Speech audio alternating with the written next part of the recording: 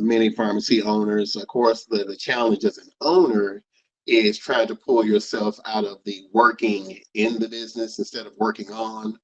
So very hands-on with the business, but also looking for different revenue streams, trying to be kind of innovative in terms of what we could do to increase our margins. It's kind of what we were like beforehand.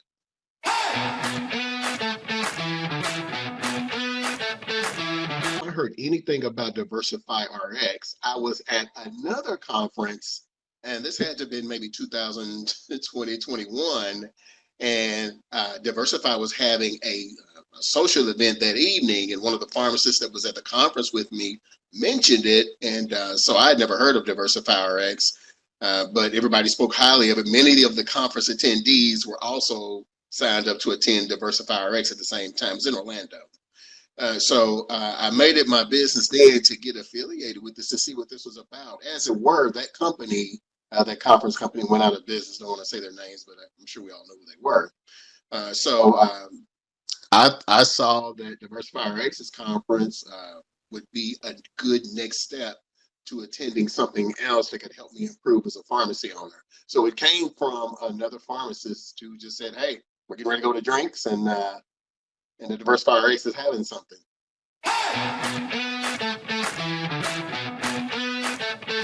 That you're able to, there's so much out there that you didn't know as an owner, but the way that they package it is that you can kind of get out of the herding cat syndrome with so many different revenue streams and kind of organize it and slate it, especially with some of the calls that they have. And you can kind of see, because they're all good programs, but you have to see which one is good for you right now. So I would say that that's definitely been a plus.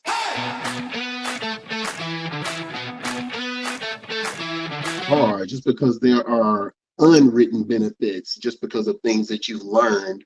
Not only that, not just the benefit of the conference itself, but it's the people I ran into, the other owners, and they had ideas that even so, if I say that, hey, this put $25,000, $30,000 value on my bottom line, I may have gotten another 5 or 10,000 just from my interaction with conference attendees, with things that they had learned, maybe not even mentioned at the conference, or just different types of relationships that they had that I needed to foster on my end here in Tennessee.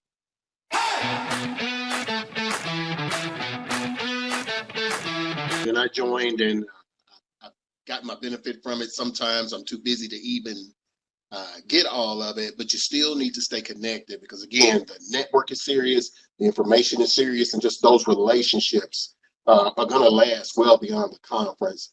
So I think in terms of, the free content is great, but I think you need to pay back to somebody who's giving so much to so many different pharmacy owners.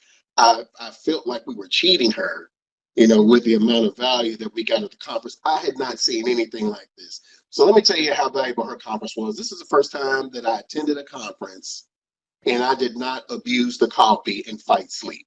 Just because the diversity of the topics and the speakers, I mean, we were having a good time in the back. Yeah, normally I'm probably skipping out, after the first speech, heading up to the room for a nap.